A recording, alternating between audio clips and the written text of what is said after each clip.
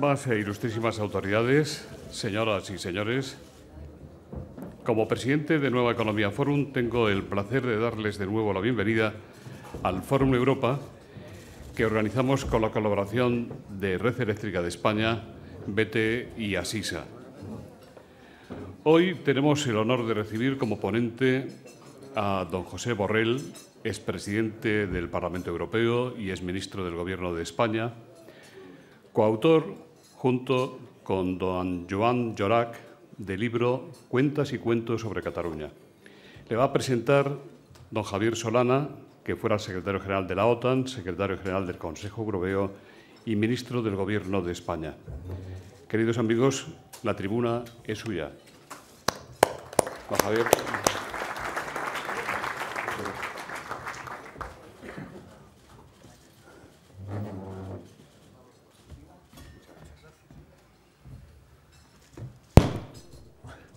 Pues muy buenos días y muchísimas gracias a todos ustedes. Gracias también a los que me han invitado a participar en este acto del que no soy el protagonista es José Borrell, y yo me voy a dedicar solamente a hacer 2 o 3 comentarios. El primer comentario es lo que nos reúne hoy aquí. Yo creo que nos reúne hoy aquí el tratar de conversar inteligentemente sobre un problema muy serio que tiene nuestro país y que en pocos días tendremos que ver parte de su solución. El problema que tiene este país, que es un problema que nace en Cataluña, pero no nace en todo el país, pero que en Cataluña tiene su expresión más grave, yo quisiera hacer 2 reflexiones. La primera, a Cataluña, yo por lo menos, y creo que todos ustedes también, la amamos. Decir a estas alturas de la película eso, pues se suele tomar casi a broma en Barcelona. Pero yo les voy a contar un poquito de mi pequeña vida. Yo he vivido fuera de España 15 años de mi vida, después de ser otros 15 años miembro del Gobierno español, por lo tanto he sido una persona que me he dedicado a la vida pública prácticamente toda la parte de mi vida. Fui antes catedrático de universidad, así que no he hecho nada más que servir al Estado de una u otra manera. Cuando volví, pensé mucho qué quería hacer. Y al volver, pues claro, me pensé lo mejor que podía hacer es devolver de una cierta manera lo que había tenido el privilegio de vivir y devolverlo a los españoles en general. Y con una decisión bien tomada, decidí a ir a trabajar en una universidad de Barcelona. Por lo tanto, llevo 5 años de mi vida viviendo, no todo el tiempo, pero dando clases en una universidad de Barcelona. Y estoy encantado. Y pretendo seguir contento después también. Creo que esto nos saldrá bien y creo que con el esfuerzo de todos tenemos que hacer para que esta situación que estamos viviendo ahora sea una situación pasajera, que la superemos, que la ganemos y que aquellos españoles que quieran seguir viviendo en Cataluña como vivimos ahora y aquellos catalanes que quieran vivir en Cataluña como viven ahora lo puedan seguir haciendo, lo hagan y lo hagan de una manera solidaria, nosotros con ellos y ellos con nosotros. Pero creo que es importante que los que estamos aquí, en Madrid, en este hotel tan lleno de historia, este hotel, bueno, para mí es mi tercera casa. He vivido aquí los ratos más dramáticos de mi vida, desde el 23F hasta temas de la Constitución importantísimos en estos pasillos. Y aquí ha vivido siempre, en este hotel vivía siempre Miquel Roca.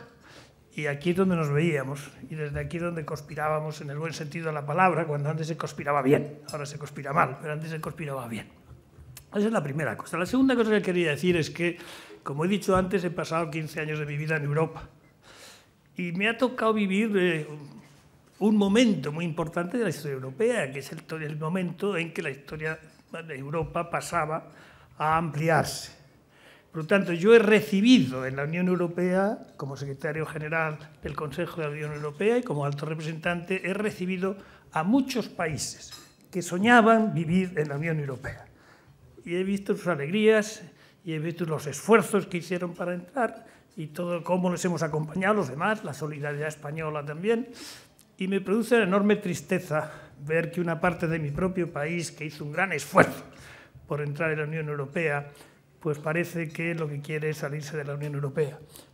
Queramos o no, si los planes que tiene el señor Mas se llevan a la práctica, Cataluña no formará parte de la Unión Europea. Y lo puedo decir no con la sabiduría de un jurisconsulto. Un jurisconsulto lo dijo el otro día en un periódico de Madrid con toda claridad. Yo lo puedo decir como un político que ha vivido lo que ha sido la ampliación de la Unión Europea y, por lo tanto, con la tristeza y con la imposibilidad de hacer que unos ciudadanos que se convirtieron en ciudadanos europeos a través de un país y que ese país fue aceptado en la Unión Europea con su Constitución, con su legalidad. Mediante la ruptura de la legalidad no podrán ser nunca miembros de la Unión Europea. Por lo tanto, eso hay que saberlo. Y me gusta mucho decirlo esto delante de ustedes en este hotel, donde tantas veces hemos conspirado y hicimos el primer estatuto por estos pasillos y la Constitución. Y lo quiero decir también que estando presente José Borrell. Yo creo que José Borrell ha hecho en estos pequeños días o cortos días en que nos estamos jugando tanto, yo creo que es de los españoles que ha hecho más. Es un catalán, José Borrell. He vivido en su casa en las montañas de Lérida, hemos caminado los Pirineos juntos muchos años, pasábamos los veranos allí, es decir, que yo por lo menos como amigo de Pepe Borrell me he sentido muy catalán y he amado a Cataluña también en sus montes, no solamente en Barcelona, sino en sus montes también. Y creo que lo que Josep ha hecho en estos últimos días, en estas últimas semanas, poniendo blanco sobre negro algunas verdades del barquero, que se tratan de disimular, me parece que es un esfuerzo estupendo. Yo creo que Pepe Borrell siempre en su vida se ha caracterizado por ser un poco bárbaro en la presentación de sus pensamientos, pero siempre con los datos por delante.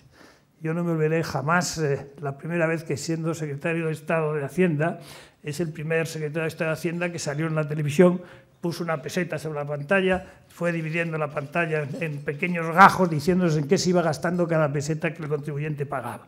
Aquello creó escuela y hoy no se atreve nadie a presentar los presupuestos sin hacer un desglose de esa naturaleza. La capacidad que tiene, además de convencer, es extraordinaria por el rigor y por la inteligencia que tiene. Es un ingeniero. Yo soy un físico, los dos nos hemos dedicado a la política pues por azares de la historia. Si no hubieran pasado algunas cosas en nuestro periodo histórico en el que nacimos, pues seguramente no estaríamos aquí hablando de estas cosas, sino tú estarías explicando quizá de ingeniería, de aeronáutica, y yo estaría explicando física teórica. Ninguna de las dos cosas las vamos a hacer aquí hoy. Y quiero dar las gracias también a Joan Llorach, que no sé dónde estás, pero porque has contribuido con José, también con Josep, a hacer este libro, que realmente se ha convertido en un bestseller para las personas inteligentes de España. Gracias.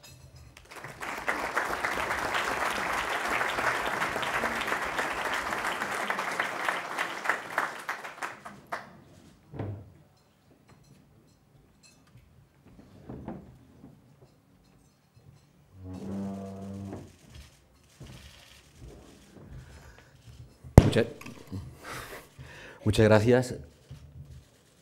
Muchas gracias a todos y a todas. Veo aquí muchas caras conocidas, muchos viejos amigos y amigas. Es un gran placer estar con ustedes. Gracias, Javier, por tus palabras, que sé sinceras, porque es cierto que hemos compartido muchas cosas, entre otras cosas algunas caminatas por el Pallars y por los parques nacionales de Aigüestortes.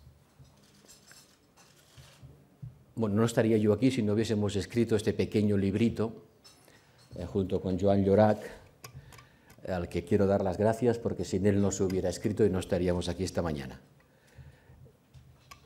Es un libro que resulta de la memoria que uno tiene. Yo tengo ya suficiente edad como para recordar cosas, y con la capacidad que tiene Joan Llorach, que es un joven de la generación digital, de explorar el Google. Él lo encuentra todo en Google y yo tengo recuerdos. Y en cambio soy incapaz de manejarme en Google. Sumando las dos cosas hemos conseguido, creo, encontrar un tono, una manera de hablar sobre lo que pasa en Cataluña, por qué pasa, no tanto lo que puede pasar, eso será para el próximo libro, y pasan muchas cosas. A mí este acto me hubiera gustado que tuviera lugar en Cataluña, Ha sido mucho más fácil hablar de este libro y de lo que pasa en Cataluña aquí que en la propia Cataluña. Me hubiera encantado tenerles a ustedes también, por supuesto, pero a gente tan representativa como ustedes de la sociedad catalana en un encuentro como este. Seguramente hubiera sido más útil, no digo que esto sea inútil, pero haber dialogado, habernos escuchado mutuamente, haber desvanecido algunos mitos con los que viven en ellos, hubiera sido mucho mejor. Pero ha sido mucho más fácil hablar de este libro fuera de Cataluña que en Cataluña. Todas las televisiones y todos los medios de comunicación, incluso extranjeros, se han interesado por él, salvo uno, la televisión pública catalana. TV3 no ha querido expresamente, ha suspendido incluso una presentación programada. Como hubiera dicho Pujol, ahora no toca. Ahora no toca. ¿Cuándo tocará? Después de las elecciones. La librería de la Generalitat de Cataluña, la librería Blanquerna, que está cerca de aquí, tampoco ha encontrado sitio y tiempo para presentarlo hasta después de las elecciones. Hay algunas librerías en Cataluña, quizás sea anecdótico, no sé cuán extendido está, pero hay algunas librerías en Cataluña que se niegan a venderlo. Se niegan a venderlo, oye, ¿me lo encarga usted? No, este libro aquí no se va a vender. Da la sensación que ha jugado el papel del crucifijo en las películas de vampiros, ¿no? En el sentido de una especie de va de retro, ¿no? Y eso pues, es hasta cierto punto preocupante. Ya lo sabíamos, que Cataluña tiene un gravísimo problema democrático con el funcionamiento de sus medios de comunicación públicos. No me duelen prendas en repetirlo claramente para que se oiga. Cataluña tiene un grave problema democrático con el funcionamiento de sus medios de comunicación públicos. Y sea quien gobierne después, tendrá que afrontar ese problema. Y mientras no se resuelva este y otros problemas, seguiremos estando donde estamos. Javier, Cataluña vive hoy en una especie de realismo mágico. Los hechos no importan. Lo que tú has contado hoy con tu autoridad sobre qué ocurriría con la Unión Europea, lo han repetido hasta la saciedad desde hace años todas las autoridades europeas. Es absolutamente evidente desde el punto de vista jurídico y político. Y sin embargo, en Cataluña te sigues encontrando con una cerrazón absoluta diciendo eso no és així, nosaltres ho arreglarem. ¿Cómo ho arreglarem? Pues con la gran capacidad política y el prestigio internacional reconocido que tiene el señor Mas y con la ayuda de Lituania. Con esos dos factores conseguiremos que los tratados no se cumplan. Claro, para alguien que propone saltarse la ley, saltarse los tratados europeos le debería parecer una minucia, pero naturalmente se van a encontrar, si por arte de magia ocurriese lo que ellos proponen, digo bien por arte de magia, porque no sería de otra manera, se encontrarían con una situación de hecho que ahora se niegan a reconocer como tantas otras. La Comisión lo ha vuelto a repetir. Digo bien, lo he vuelto a repetir, porque lo lleva diciendo desde los tiempos de la presidencia Prodi. Tú lo sabes bien, Javier, con el mismo wording, con el mismo texto. Y ahora dicen, ¿por qué nos advierten tan tarde? Es una amenaza. También se toman como una amenaza lo que ha repetido la banca española, que por cierto, bien hubiera podido decirlo un año y medio antes. Cuando algunos empezamos a decirlo y nos llovieron los chuzos de punta, la AEB estuvo bien calladita. Decirlo 4 días antes de las elecciones se presta inevitablemente a la crítica de que se hace por razones electorales. Lo que dicen está puesto en razón, pero cuando lo dicen no lo está. Bueno, y así tantas cosas. Vivimos en Cataluña un realismo mágico creado por una lluvia persistente, pertinaz, cotidiana, que ha impregnado los espíritus de los catalanes con el sentimiento de muchos catalanes, perdón, no de los catalanes. Yo también caigo en la tentación de hablar en nombre de los catalanes, ¿no? Algunos catalanes, muchos catalanes, que destila ese discurso de no nos quieren, nos explotan, nos expolian, nos reprimen, ponen nuestra lengua, nuestra cultura en peligro, no nos dejan desarrollar, no invierten en las infraestructuras necesarias para que nuestro potencial crezca. Ese discurso de la víctima lo han oído ustedes aquí, ¿no? Porque han invitado al señor Junqueras, tengo entendido, y unos cuantos más. Todas las cartas del lector, la carta a los españoles de más es el perfecto manual del victimismo, pero cuando más de 1 millón de personas se moviliza con este sentimiento a cuestas, bueno, tenemos un problema grave. Quizás sea lo más importante que les puedo decir. Tenemos un problema grave.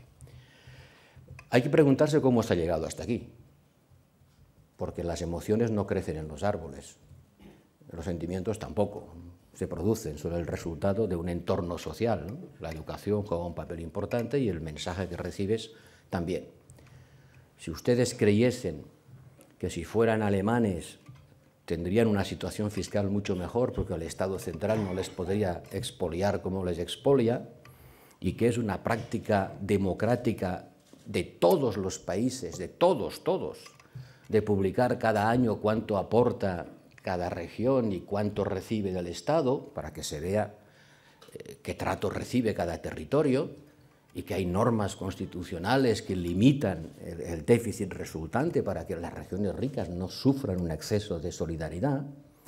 Si creyesen de verdad, estuvieran convencidos de que con la independencia tendrían 16.000 millones más contantes y sonantes, que les permitiría a su país tener una renta per cápita doble de la de Qatar, digo bien, doble de la de Qatar, y se habrían ahorrado todos los recortes que la crisis ha impuesto, y no hubieran tenido que pasar por las políticas de austeridad, y no les hubieran subido los impuestos, y Cataluña tendría el superávit presupuestario más grande de Europa. Estoy repitiendo cosas que están en el libro porque recoge lo que se dice allí.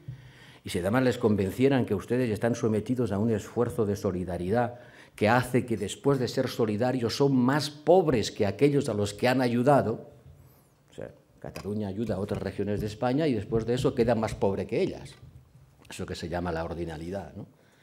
Y si además les dijeran que no pasaría nada porque seguirían en el euro y en Europa, y su principal cliente, que es España, seguiría comprándoles lo mismo, incluso un poco más, porque seríamos mejores vecinos, y que no habría ningún riesgo financiero y todo seguiría igual de bien, pues probablemente se apuntarían a esta actitud, que para algunos es profundamente emotiva, visceral. Junqueras es independentista desde que era pequeño.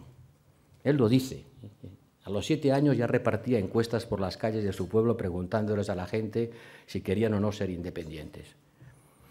Y es alcalde de un pueblo de mayoría castellano hablante, que es un mérito para un secretario general de Esquerra Republicana de Cataluña, ¿no? Y ese hombre ha ido destilando lo que ha sido siempre su objetivo fundamental, que es la independencia de Cataluña at any price, a cualquier precio. Es una cuestión de dignidad. No es una cuestión de que estaré mejor o peor, es una cuestión de dignidad histórica. Aunque Cataluña fuera el mejor país del mundo, yo no quiero ser español. Hay mucha gente así. Miren, cuando yo accedí a la presidencia del Parlamento Europeo, dije en mi discurso que yo soy catalán, allí en la sede del Parlamento Europeo, yo soy catalán, y nadie me va a quitar mi condición, es imposible que me la quiten. Yo soy español, me siento muy cómodo, siendo además europeo, las 3 cosas, no problem, no tengo ningún problema con las 3 identidades a cuestas. Pero después de haber dicho eso, esa noche, o la noche después, esos días, aparecieron grafitis en las viejas muros de las masillas de mi pueblo diciendo «Aquí només som catalans». Era claramente una respuesta, yo soy catalán y español, no, aquí només som catalans. Si hubiera habido sitio, eso es como los grafitis, son como los titulares, tienen que ser cortos, si no, no caben, ¿no? Si hubiera habido sitio en la pared, hubieran puesto europeos también, faltaría más, pero españoles no. Bueno, tienen ustedes que saber, tenemos que saber que hay una parte muy importante, no sabemos cuánto, pero importante, de la sociedad catalana que está anclada en estas coordenadas psicológicas. No quieren ser españoles. Y si esa proporción llegase a ser significativa, pues nos encontraríamos con una sociedad quebrada.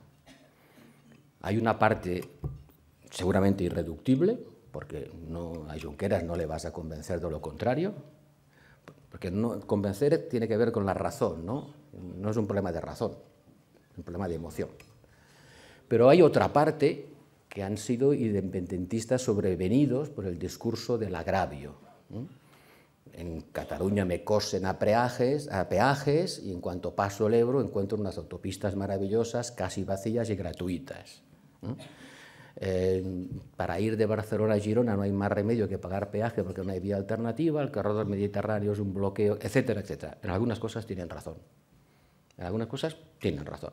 Resolverlo no sería demasiado difícil, pero es un agravio que está allí y que se explota adecuadamente. Bueno, hay un 10, 15, 20% de independentistas no por emoción, sino por razón. Les han convencido de que con la independencia Cataluña no sería solo más plena, como dice nuestra canción, nuestro himno, sino también más rica. Bueno, ¿y quién no se apunta a algo? Como me decía el taxista que me llevó al tren el otro día, oiga, yo no soy independentista, pero si me van a dar tanto dinero, yo me pongo 3 barretinas. Si es por eso, yo me apunto, ¿no? Bueno, la primera cosa que habría que hacer es desmontar los mitos, los agravios que no tienen fundamento, las falsedades, lo que no es cierto. Si usted le dice a alguien su pareja le engaña, lo primero que tiene que saber es si es verdad o no, no sea que sea un falso rumor. Y eso es lo que hemos intentado en el libro, ver qué es lo que hay de verdad y qué es lo que no hay de verdad en ese memorial de agravios. Y nos hemos quedado sorprendidos de hasta qué punto merecen el premio de la comunicación política, porque han conseguido colocar como verdades incuestionables falsedades absolutas. Y esa batalla hay que darla demasiado tarde, dirá alguien, pero si no la damos, si no desvanecemos los agravios que no son tales, porque se basan en cosas falsas, seguiremos anclados en ese discurso que hace imposible la convivencia. España no nos estime. Yo cuando discuto con mis amigos y les demuestro que muchas cosas no son ciertas, al final dicen, bueno, sí, vale, de acuerdo, però no ens estimen. Bueno, frente a eso podemos hacer todas las declaraciones de amor que queramos, pero si no desvanecemos los elementos que conducen a creer que no nos quieren, la pena, el trabajo no merece la pena. Bueno, entonces, pues nosotros en el libro explicamos que Alemania nunca ha calculado las balanzas fiscales, esas famosas balanzas fiscales que teóricamente todos los años publicaba Alemania y gracias a ellas se sabía que la solidaridad nunca las ha calculado. No existe tal límite del 4,5 en ninguna parte. Nos lo demuestra la embajada alemana. Dice, oiga, hemos consultado a Berlín y no hay ni rastro de esto que ustedes cuentan. Entonces, la pregunta que hay que hacerse como ciudadanos de un país democrático, con prensa libre, con intelectuales, con universidades, con partidos políticos, ¿cómo carajos es posible que durante 5 años todos los líderes políticos catalanes hayan contado esta historia? En todos los foros, en cartas de los eurodiputados, en declaraciones de la prensa internacional, en tomas de posiciones en el Parlamento de Cataluña. Todos los días hemos comido balanzas fiscales alemanas y el 4,5%, mientras que nosotros estamos en el 8,5%. Esto es un expolio intolerable. Tenemos que ser como Alemania. ¿Cómo es posible, digo yo, y casi me río, de que esto haya podido ocurrir sin que nadie haya levantado el dedo y haya dicho, oiga, ¿dónde están? Entonces, Joana y yo tenemos la sensación de ser el niño del cuento que dijo el rey está desnudo. Oiga, es que el rey está desnudo, es que esto no existe. Y de repente se produce una agitación. Anda, pues no existe. El niño del cuento no era un héroe, no era muy valiente. El niño del cuento era un inocente. Y Joan y yo creo que hemos pecado de una cierta inocencia, porque hemos dicho, oiga, les vamos a explicar las cosas como son, mire, vaya usted a ver aquí, hemos 4 números y tal. Y nos hemos encontrado pues una reacción como el niño del cuento, una agitación social, discutiendo ¿Cuál era la consecuencia de que el rey estuviera desnudo?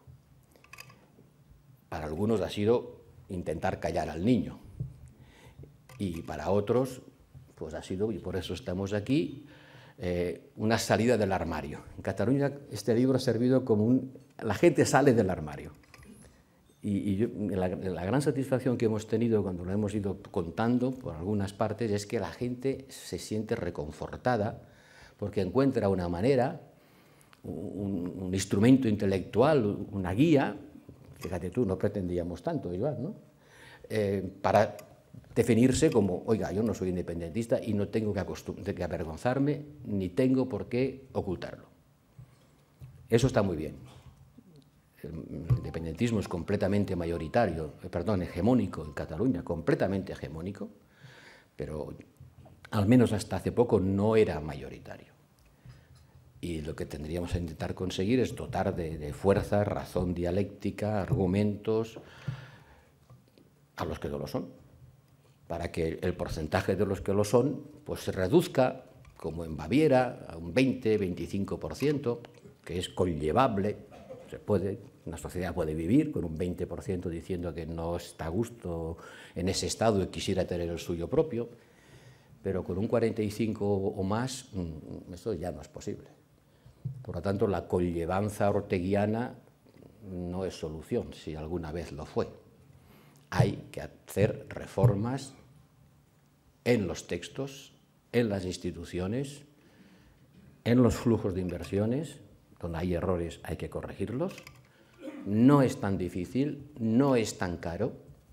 Si el problema fuese de 16.000 millones, tendríamos un problema financiero, pero en el libro explicamos que como máximo se puede argumentar que Cataluña tiene una sobredosis de solidaridad fiscal de 1 punto o 1,5 puntos del PIB.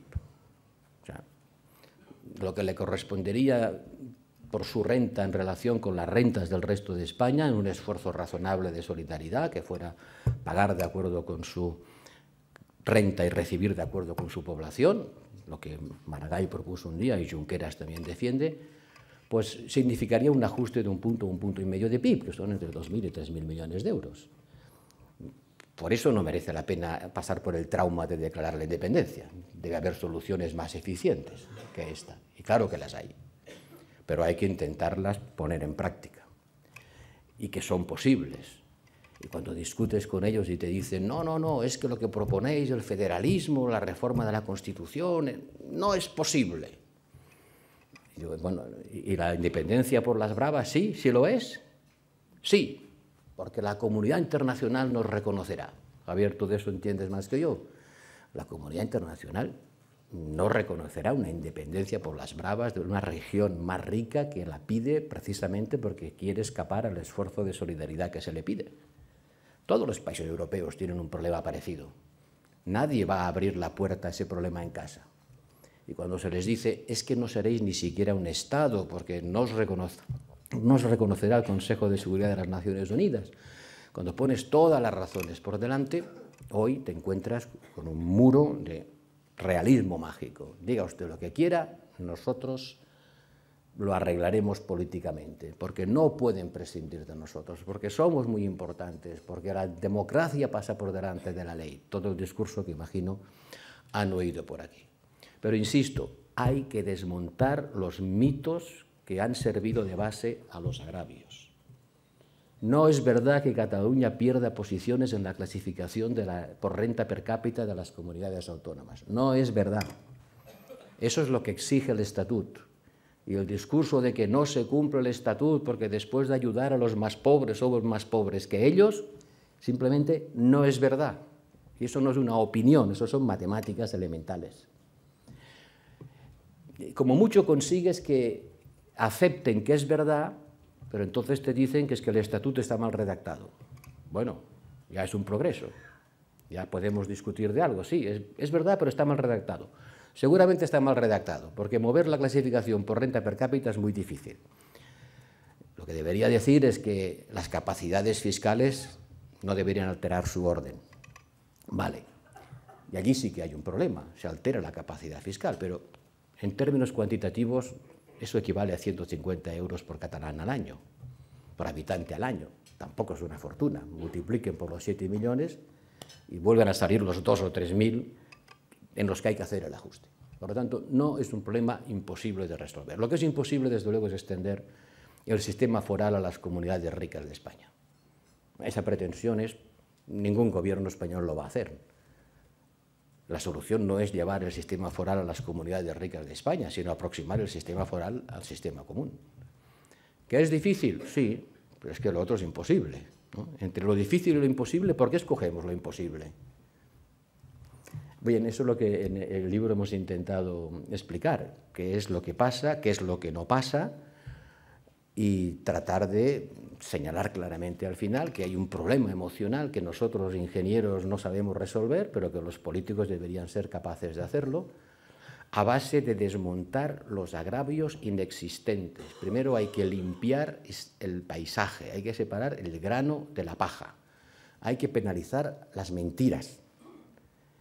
Perdón, no quiero utilizar palabras agraviantes, hay que penalizar las cosas que no son ciertas.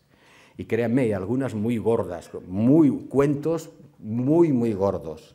El cuento de los 16.000 millones en los que se han dejado su prestigio algunos brillantes economistas que lo son o lo fueron, contándoles a los catalanes que tendrían ese dinero, eso, permítanme que lo diga, eso es un atraco intelectual. O sea, hacer creer que eso es así, eso es un fraude intelectual. Yo lo explicaba muy bien en un artículo del País de ayer de La Fuente. Mejor que él no lo voy a poder explicar yo. Es un atraco intelectual y hay que desmontarlo, porque si no desmontamos lo que no es verdad, difícilmente iremos a conseguir que se arreglen las cosas en lo que sí es verdad, que hay problemas, pero resolubles. Aquí ha pasado el señor Junqueras, ¿no?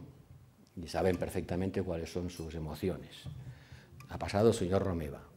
Imagino que su actitud pétrea de que todo se arregla porque en la democracia prima sobre cualquier otra cosa, no la van a desmontar.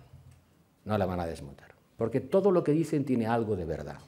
Algo de verdad.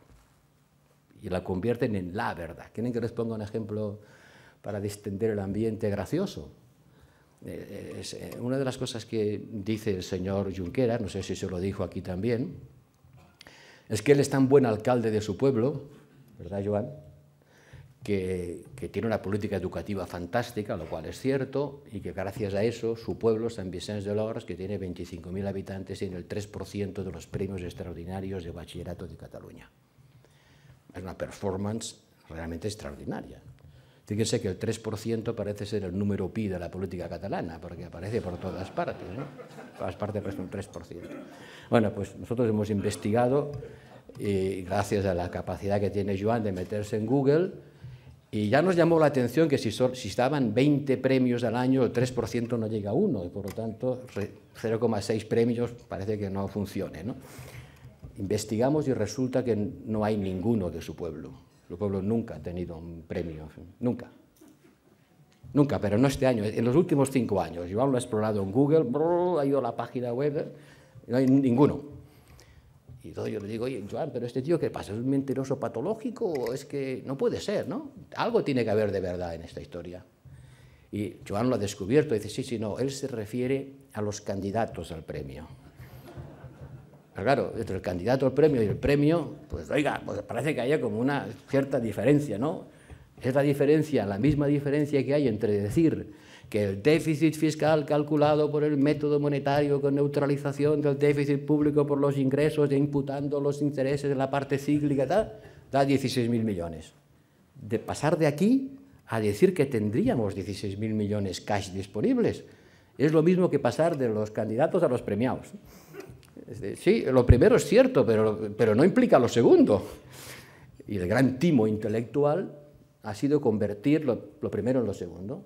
Por un método de cálculo esotérico que da una cifra, decir que esa cifra significa dinero cash disponible sobre la mesa, gracias al cual Cataluña se hubiese ahorrado todos los recortes y tendría, repito, palabras de Junqueras, el superávit presupuestario más grande de Europa.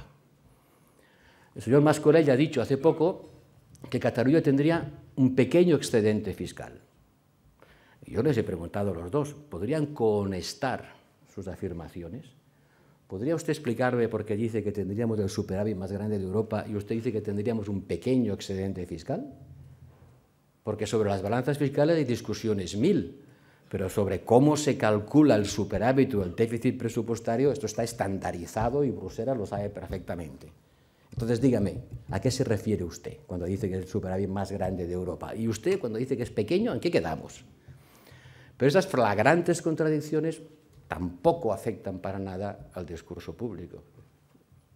Si alguien sigue diciendo que Cataluña es hoy parte de Europa y lo seguirá siendo, y que ni un segundo saldrá de la Unión Europea y del euro, bueno, suspendamos el diálogo, no tiene ningún sentido. Esperemos que se calmen los ánimos para encontrar una ocasión más propicia a la razón. Si a eso hemos contribuido con ese pequeño libro, pues es una gran satisfacción, ¿no? No para ustedes, que no les va a enseñar gran cosa. Bueno, quizás sí. Sí, seguro que sí. Seguro que alguna cosa van a decir, caramba, a mí no me lo habían contado así. Pero he constatado que hay mucha gente en Cataluña que, bueno, probablemente ha encontrado en ello un atisbo de duda. Y para evitar que lleguemos a una situación muy complicada, en la que una mayoría parlamentaria pueda ser completada con una alianza con la CUP y que eso imponga seguramente una línea de radicalización que lleve a salir de Europa y del euro y del sistema solar, que tampoco... Pues habría que conseguir dos cosas. Primero, que la gente que votó CiU y ahora tiene que escoger entre la C de Mas y la U de Duran Lleida, entienda que Duran Lleida ofrece una vía de diálogo razonable y sensata desde la posición central que ese partido representó en su día en Cataluña. Y la otra, que hay un 15% de abstencionistas crónicos que nunca se han movilizado para votar en las elecciones catalanas y que entiendan que esta vez son elecciones especialmente importantes porque se les va a dar otro carácter. Y tendríamos que evitar una situación que sería análoga a que en las Cortes apareciese un partido político que pretendiese modificar la Constitución por mayoría simple de diputados. ¿Cómo llamaríamos una situación en la que aquí, en las Cortes españolas, un partido político con mayoría en el Parlamento decidiese que él va a modificar la Constitución por la mitad más uno de los diputados? Pónganle ustedes nombre. Yo no lo voy a decir para no herir las sensibilidades de nadie, pero pónganle ustedes nombre a eso. Eso es lo que va a ocurrir en Cataluña si tienen mayoría parlamentaria. Si responde a la mayoría social, sociológica, no la van a tener. Pero hay que movilizarlas. Y para eso hay que explicarles de qué va la historia, desvanecer mitos y movilizar voluntades. Ojalá que este desayuno contribuya a ello. Muchas gracias.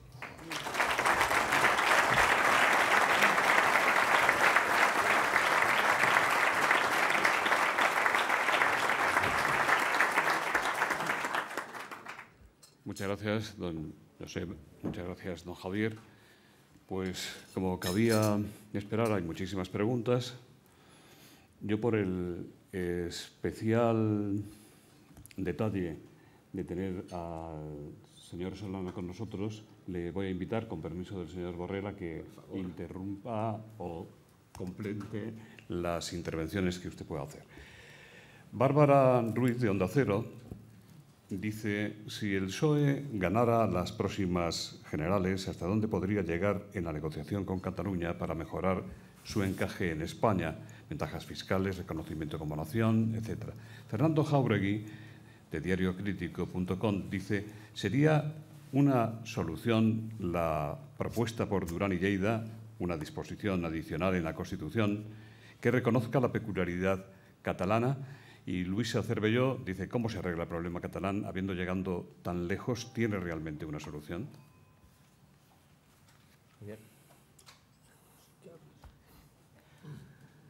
Miren, me hacen ustedes unas preguntas para las que no vengo preparado a contestar. Lo dudo.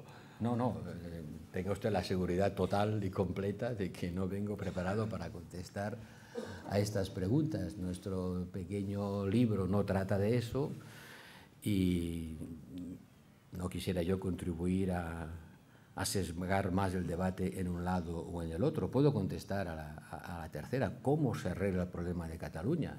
Para eso sí tengo algunas ideas. Las technicalities, que si es una disposición adicional o si es otra cosa, pues francamente no lo sé. Pero ¿cómo se arregla el problema de Cataluña? Algunas ideas les puedo exponer, aunque eso sería el objeto del próximo libro, ¿verdad, Joan?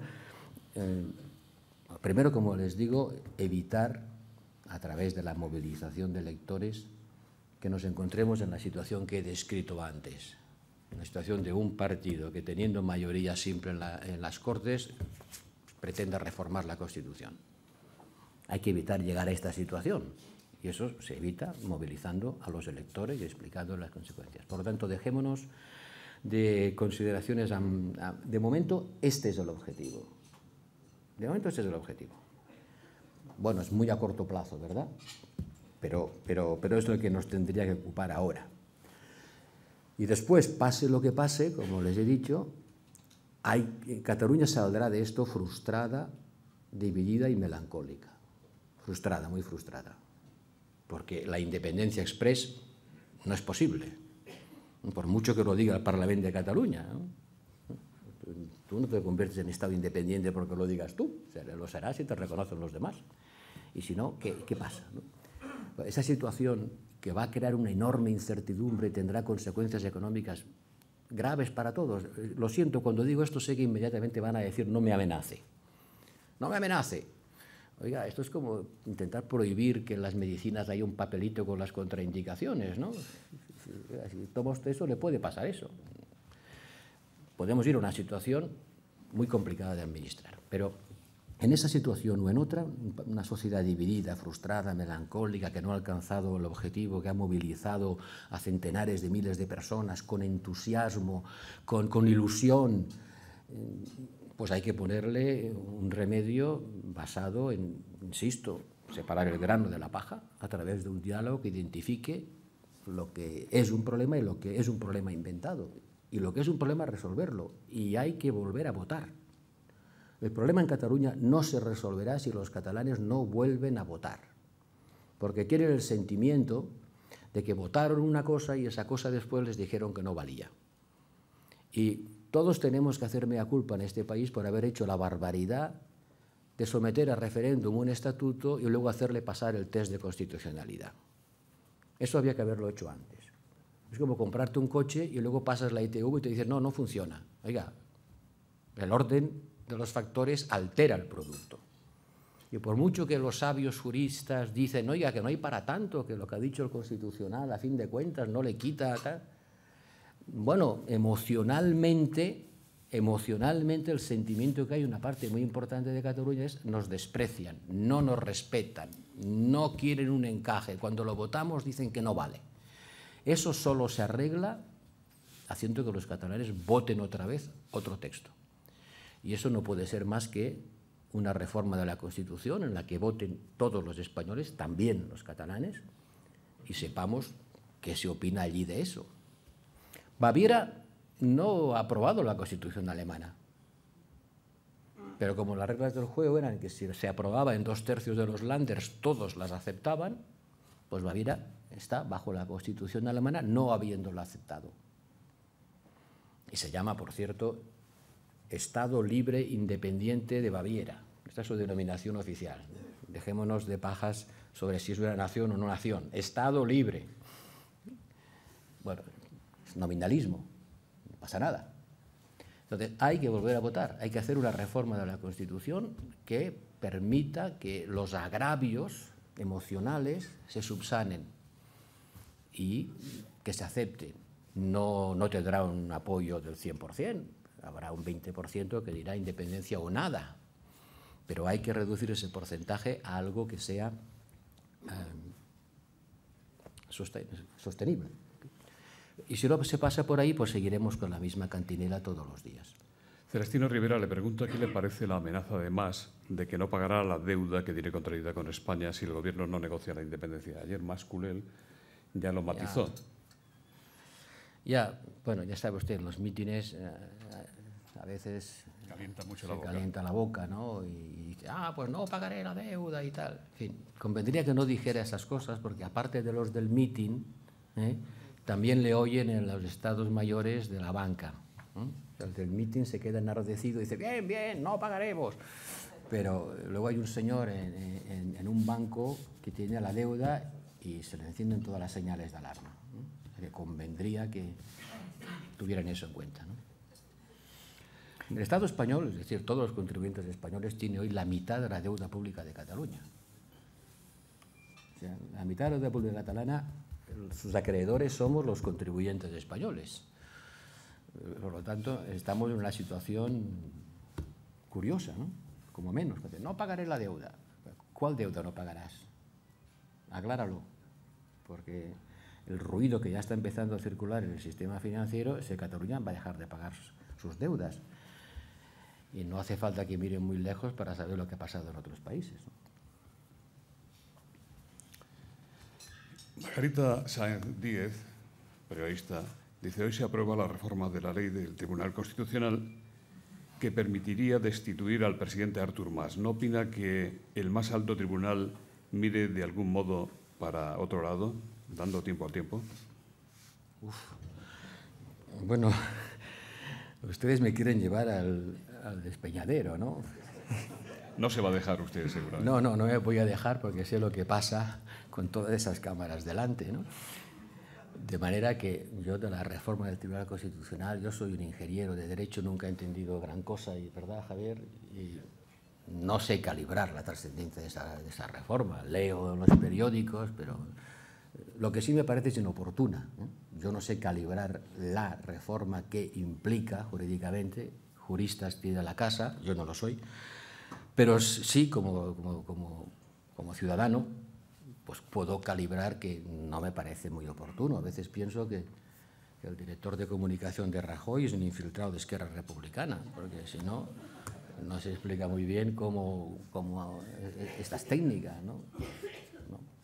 Creo que esa reforma, cómo se ha hecho, en el momento en que se ha hecho, el procedimiento exprés, ya solo por eso me parece que se la hubieran debido ahorrar, ¿no? Sin entrar en su contenido.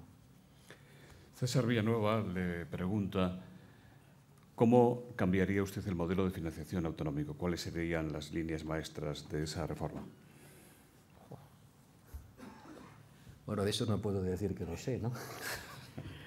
Pero sería una conferencia muy larga y ustedes no la soportarían. De manera que... Un anticipo. Un anticipo. Bueno, primero, hay una confusión semántica, conceptual, entre balanza fiscal y financiación autonómica. La gente lo confunde todo. Dice, tengo déficit fiscal, luego la financiación autonómica no funciona bien. O como la financiación autonómica no funciona bien, tengo déficit fiscal. El lío es morrocotonudo. Ningún ciudadano normal en este momento es capaz de distinguir qué es una cosa y qué es la otra. Y en el libro lo distinguimos. Dice, oiga, que la financiación autonómica es una parte pequeña de la balanza fiscal. Pequeña. No pretenda usted arreglar los desequilibrios de las balanzas fiscales moviendo la financiación autonómica, ¿no? Porque es muy pequeño en el todo. Ya, cuando dices eso, la gente ya se despista. Dice, pero bueno, pues habrá que explicarlo, ¿no? Si queremos hacer un debate, habrá que hacer un debate entendible y entendido, ¿no? La financiación autonómica hoy es pacto del 2009, impulsado por el gobierno tripartito de Cataluña, con Castells como conseller, aplaudido en Cataluña, consulten las hemerotecas y verán que es el gran triunfo. Y es verdad que ha sido muy bueno para Cataluña, porque hoy Cataluña está exactamente en la media de los recursos por habitante ajustado, en la media, que es donde deberían estar todas, ¿no? Todas deberían estar muy cerca de la media, por habitante ajustado, no por habitante físico. Ajustado quiere decir teniendo en cuenta cuántos viejos y cuántos jóvenes hay, para calibrar las necesidades de la población. Un poco de alquimia es eso, ¿no? El habitante ajustado es un producto alquímico, pero bueno, está allí. Está en la media.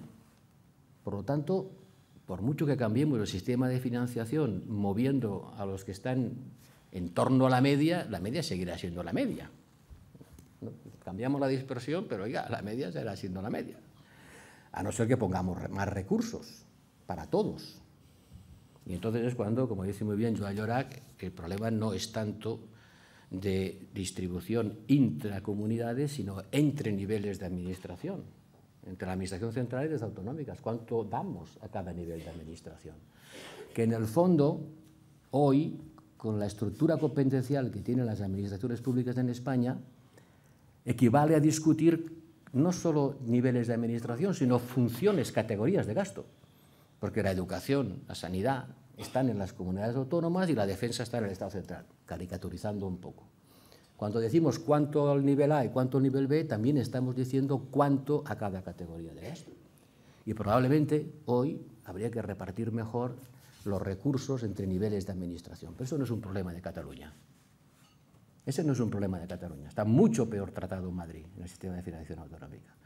Y a mí, si el ministro de Hacienda me contrata de consultor, creo que podemos hacer un buen modelo para que la dispersión en torno a la media tenga alguna lógica, porque el problema es que la dispersión en torno a la media hoy no se explica por razones lógicas, ¿no? De por qué este está aquí y el otro está allá.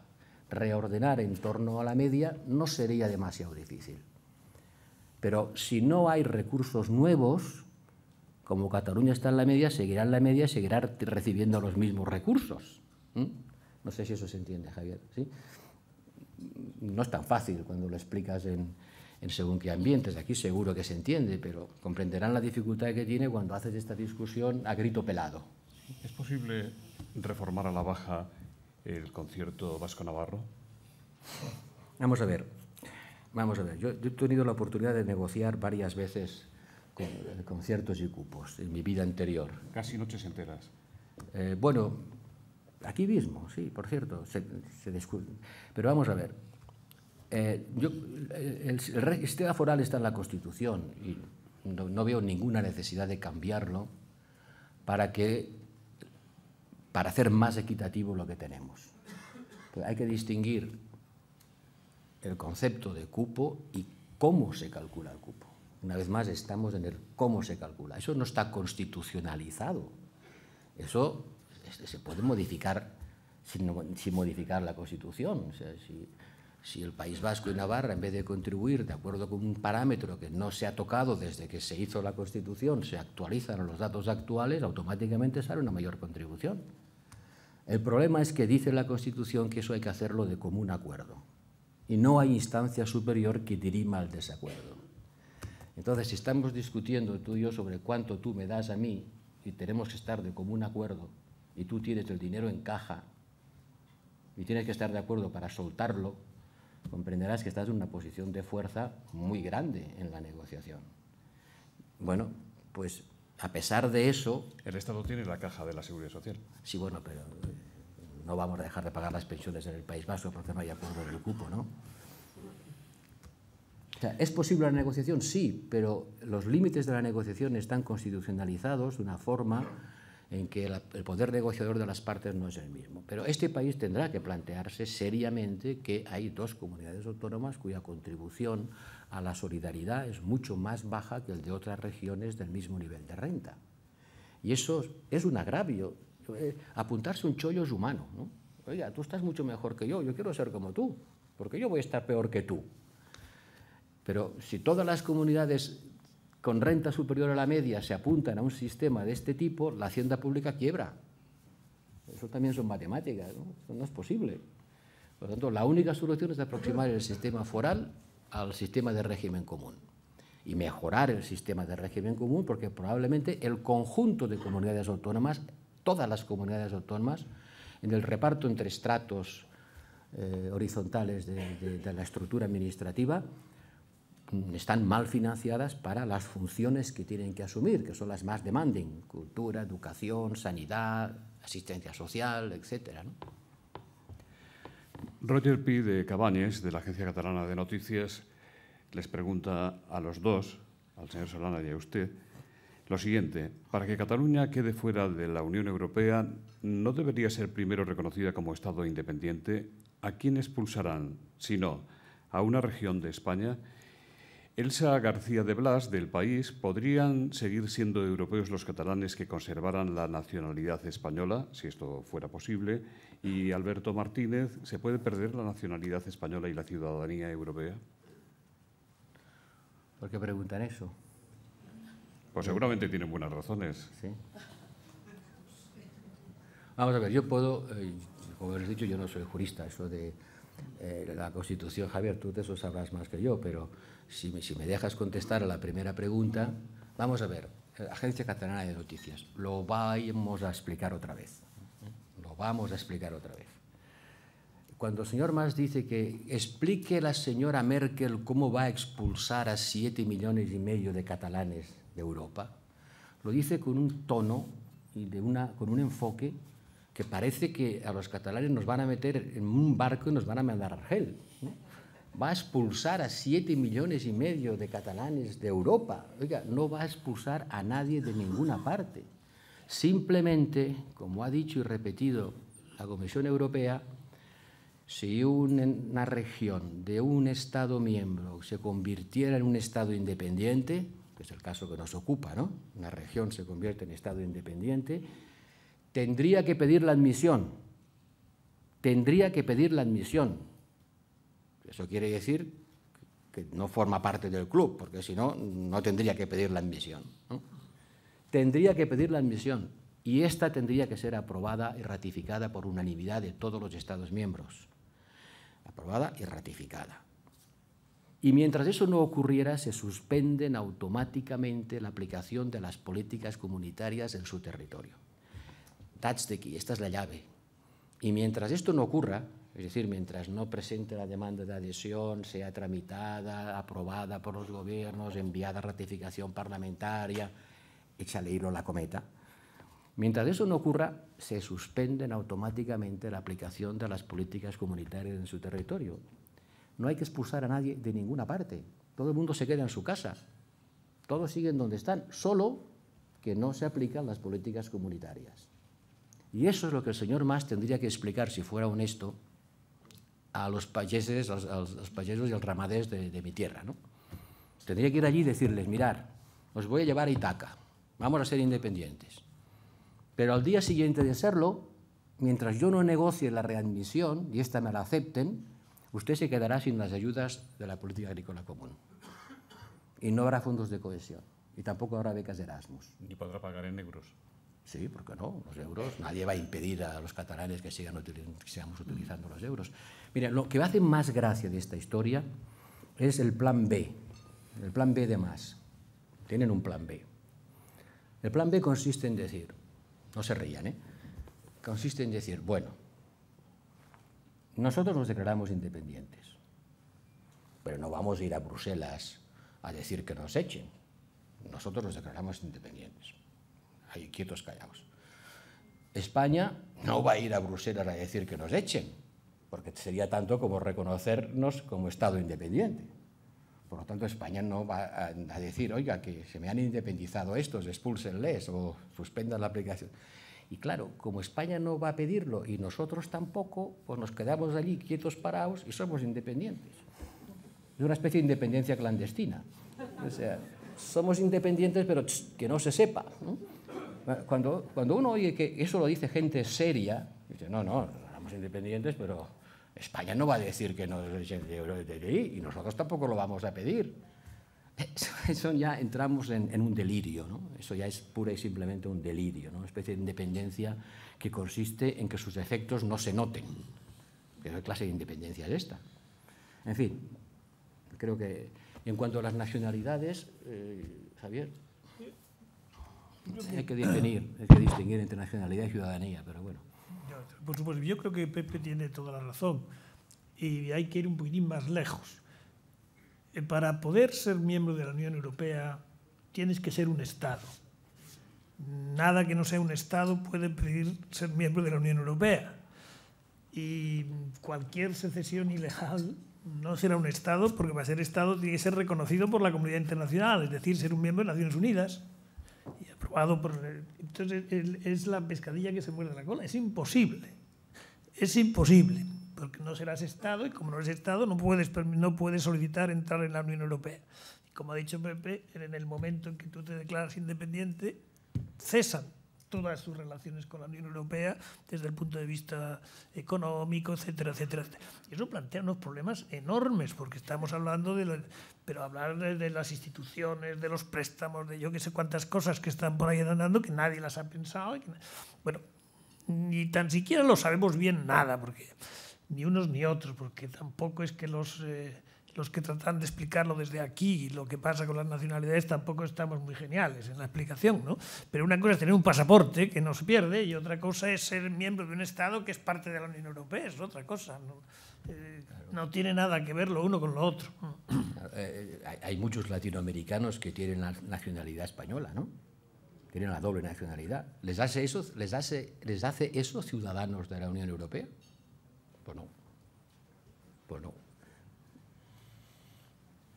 Juanma Romero, del Confidencial, dice: en los últimos días se acrecentan reclamaciones y comunicados que alertan de los riesgos de la independencia.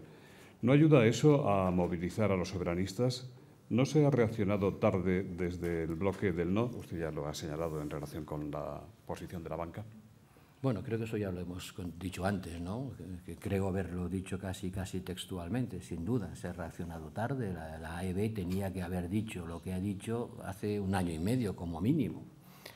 Pero seguramente hace 1 año y medio no lo hubiera escuchado nadie tampoco, ¿no? O sea, es como nuestro libro. Si lo hubiéramos publicado hace 1 año y medio no lo hubiera comprado nadie, porque no estaba en el ambiente, ¿no? Decir, tenías que haberlo escrito antes. Sí, pero antes hace falta un catalizador, pero hace falta una masa reactiva. Si no hay masa reactiva, el catalizador no cataliza nada. O sea que tenía que haberlo dicho antes, sí. La Unión Europea lo ha dicho antes. Se llevan desde el año 2004 diciéndolo. Ya en el 2004 este wording que les he leído, que ya me lo sé de memoria, ya lo dijo la Comisión Prodi en el Parlamento Europeo. Están hartos de decírnoslo. Luis Suárez les pregunta a los dos: ¿cómo valoran ustedes el papel desempeñado por el jefe del Estado, Su Majestad el Rey, en este proceso? Y dice: si tuviésemos un presidente de República, este intervendría activamente para evitar por todos los medios la ruptura y haría una o varias declaraciones públicas contundentes. ¿Debería hacerlo don Felipe? Con esta no contaba usted. Yo creo que me he equivocado de reunión, ¿eh? En esto te salvo, si quieres. Vamos a ver, Su Majestad el Rey lo está haciendo estupendamente. Y yo creo que este país está cambiando casi sin darnos cuenta. Y una de las razones por las que vemos que está cambiando es por la aceptación de Su Majestad el Rey, una persona joven que está haciendo las cosas de una manera que sería impensable como ha sido recibido hace algunos años o algunos meses, ¿no? Por lo tanto, algo está cambiando desde ese punto de vista que hace que esta transformación, de las más importantes que han pasado en estos años, está siendo aceptada con una tranquilidad que antes parecía que iba a ser imposible. Por lo tanto, algo está casi secretamente la sociedad está cambiando un poco, para bien. Es mi sentimiento. Y yo creo que el rey no debería hacer más de lo que hace y desde luego no hacerlo en público. Lo que haga en privado yo no lo sé y no tengo ni idea de lo que está haciendo ni lo que debiera hacer, que eso lo sabe muy bien él y su equipo lo que tienen que hacer. Pero en cualquier caso lo que está haciendo ahora está bien. Su primer viaje fue a Cataluña, va a Cataluña siempre que tiene una disculpa mínima para ir a Cataluña y eso demuestra un poco lo que decíamos antes, seguir manteniendo afecto a Cataluña. Perdona Pepe, se abre la temporada de ópera en Barcelona. Hay un palco del Estado español, ¿no? Vacío. Yo voy. Si se abre la temporada de ópera en Cataluña, voy.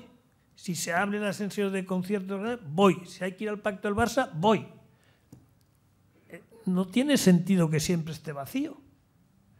Porque eso sí que se toma de una manera, no quiero calificarla, pero no buena. Yo me hago a toda cosa que haya que ir socialmente, alguien que tenga alguna representación que no sea catalana tiene que tratar de estar.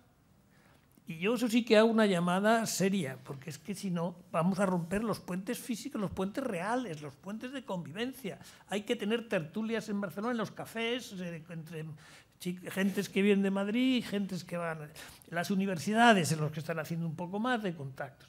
Pero mantener esta especie de sensación de que el puente aéreo es un elemento de separación y no de juntarnos, pues lo usamos, hacemos lo que hay que hacer y volvemos.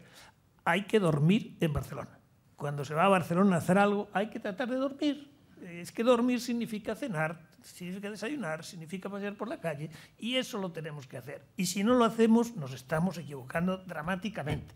El gobierno, la oposición, los poderes públicos, las academias, todo. Y yo creo que esa sensación sí la tengo. Y el rey, pues sí lo hace. Pues está bien, agradezcámosle. Don Javier, yo tengo varias preguntas, luego pasaré la última al señor Borrell, que vienen de varias mesas de prensa y también de otras personas que asisten a este desayuno, que le piden que nos comente brevemente la situación derivada de la entrada de refugiados en Europa y la forma en que están reaccionando las instituciones comunitarias y los Estados miembros.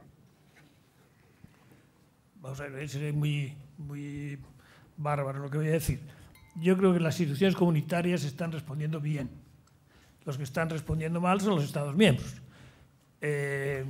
Mal quiere decir no suficientemente bien. Yo creo que hay un problema enorme, un problema al que nos obliga no solamente nuestra vocación europea, nuestro ser europeo, sino que nos obliga también las convenciones internacionales. Esto no es un asunto nada más que de refugiados que vienen de una guerra. Y los refugiados que vienen de una guerra están obligados por una Convención de Naciones Unidas. Recuerdo, la Convención de Naciones Unidas se hizo para proteger ciudadanos europeos refugiados. No se hizo para hacer que los pobres de Burkina Faso o de la India refugiados. Se hizo para los europeos, después de las guerras mundiales. Por lo tanto, una respuesta positiva tenemos que tener.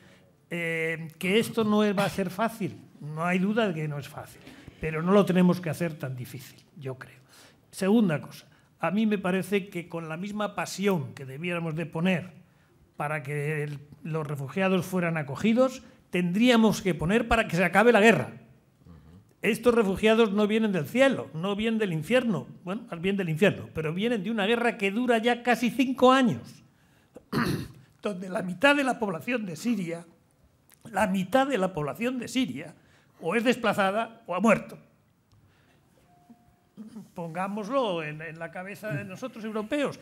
Y la situación de Siria trae causa de algunas acciones que hemos hecho el mundo occidental. Si no hubiéramos hecho alguna cosa en Libia, pues igual no estaríamos donde estamos. Si no hubiéramos hecho alguna cosa en Irak, a lo mejor no estaríamos donde estamos. Pero estamos. Y tenemos una responsabilidad de solucionarlo. Y la mezquindad, en apariencia, de hecho no te quiero decir, pero incluso en apariencia, no se puede generar ese clima de que los refugiados no son cristianos.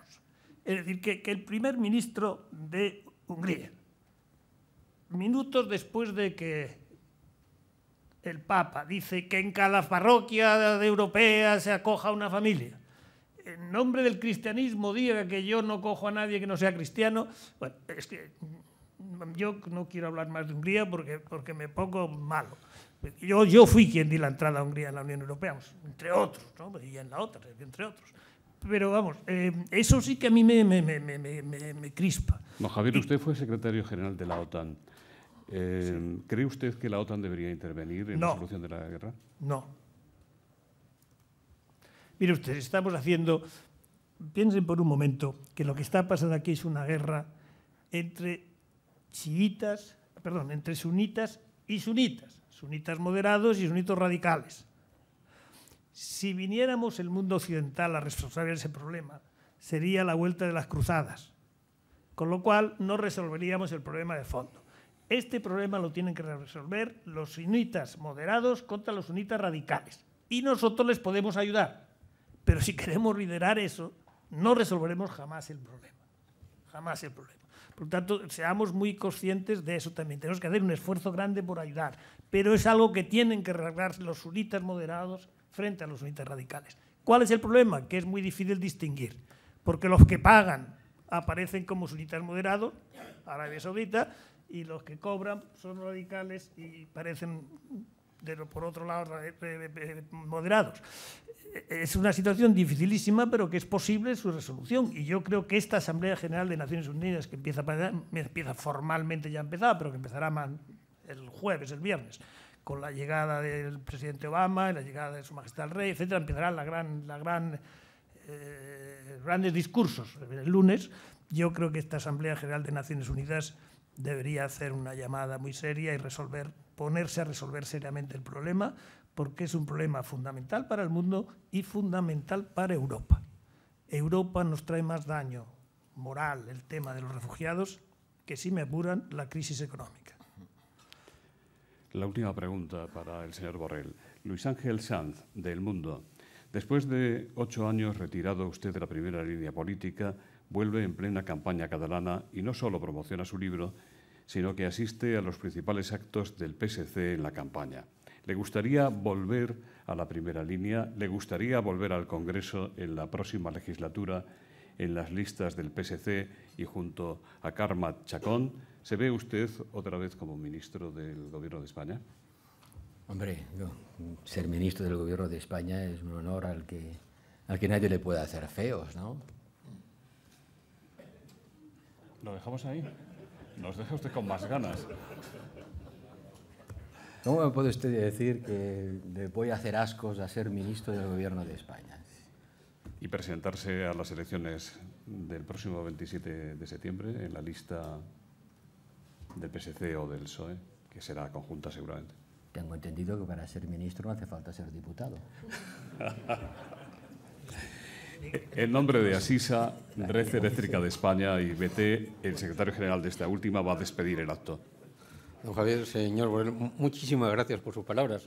Aquí no solo siempre lo pasamos bien y entendemos con mucho interés, sino que en este caso, además, se une la enorme satisfacción que nos proporciona el haber sido capaces, dentro de nuestras posibilidades, de dar voz a 2 voces muy autorizadas. A ver si con un poquito de suerte y con la ayuda de los señores de las cámaras que tenemos enfrente conseguimos saltar por encima de la censura que ejercen en alguna región. Muchas gracias.